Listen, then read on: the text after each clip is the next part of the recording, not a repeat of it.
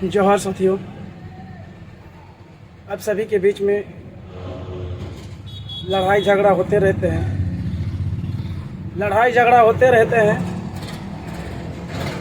और लड़ाई झगड़ा के पीछे कुछ काम भी नहीं होते हैं, और कुछ काम करने के मन भी नहीं होते हैं। कितना भी मेरा साथी भाई का तनख्वाह रोक के रखा है, मैं उनसे एक माफ़ी चाहता हूँ। जो दायित्व में हम थे 2 साल या तो 1 साल या तो 3 साल या तो 4 साल जो भी थे, जितना भी हमने काम करके दिया या तो नहीं करके दिया किसी को, वो बात अलग हो गया है।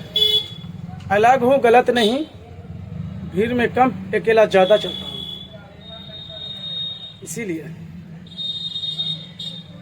अकेला ज़्यादा चलता हूँ, इसीलिए क्योंकि उतना अंदर दम था, उतना संगठन के लिए जोश भी था, हौस भी था, बरकरार था।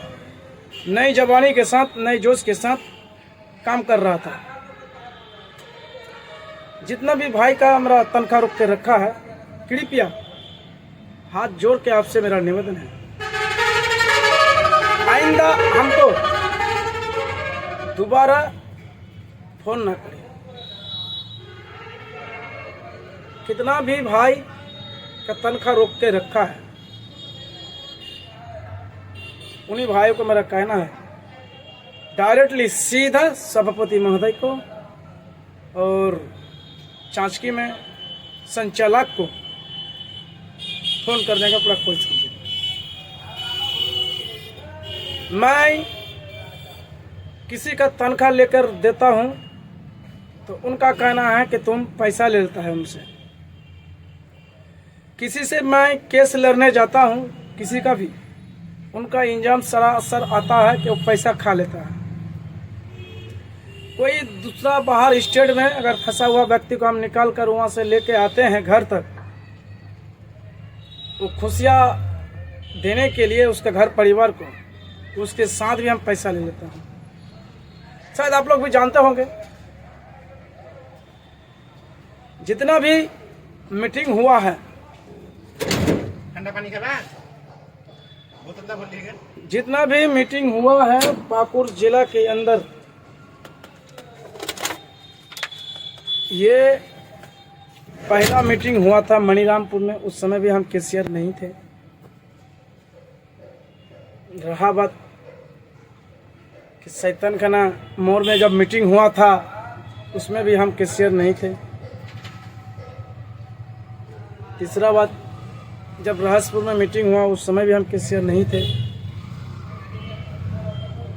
चौथा बात, जिस समय आजना ईदगाह मैदान पर मीटिंग हुआ था, उस समय भी हम कैशियर नहीं थे। छठा पांचवा बात, जब किसी ने 3 आदमी के ऊपर एफआईआर किए थे, उस समय हमने पैसा खर्चा किए थे।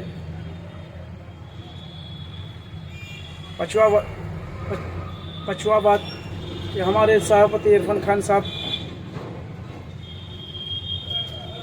वो भी जानते होंगे शायद, किसी ने एक एडवोकेट भेजा था, उस समय भी पाकुड़ जिला में खर्चा किए थे।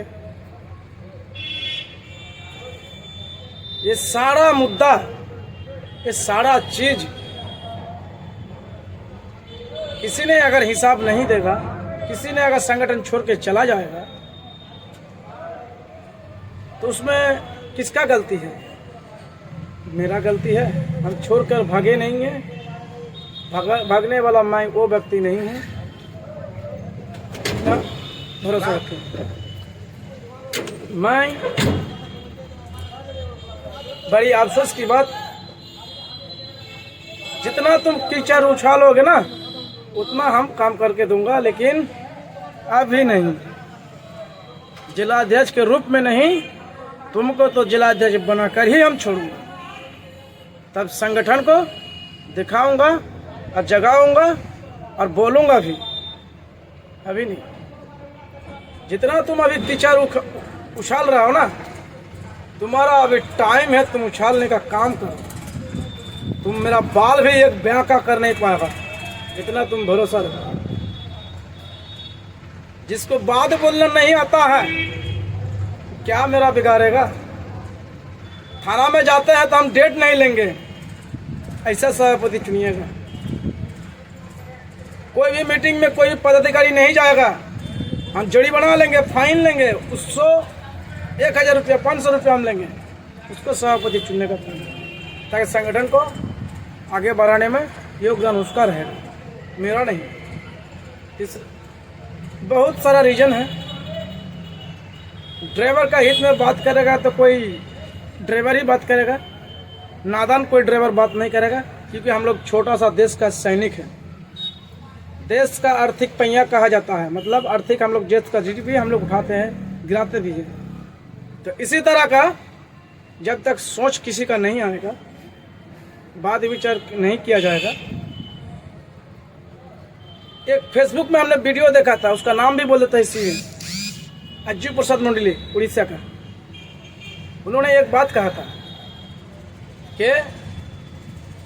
एक नाम भी था सतीश झगड़ा, कि तुम 60 साल का बुढ़ा आदमी है, इसीलिए तुमको कुछ नहीं कह रहा था, इज्जत दे रहा था, मान सम्मान कर रहा। तुम्हारे अंदर दम है तो किसी जगह में एक मीटिंग करके देखो। उन्होंने खुद कहा था, अगर तुम्हारे अंदर एक दम है तो तुम किसी जगह में धरना प्रदर्शन करके देखो। तुम्हारे अंदर दम है तो किसी जगह में पहला मुकदमा लड़ के देखो। उन्होंने कहा था, मैं नहीं, उन्होंने कहा था। अगर बात सही है अज्जू प्रसाद का, तो बातों को दम होना चाहिए, गम होना चाहिए, सैल्यूट करना चाहिए। नौजवान को गुमराह करने के लिए देर नहीं होता है, सेकेंड में टूट जाता है। जय हिंद साथियों।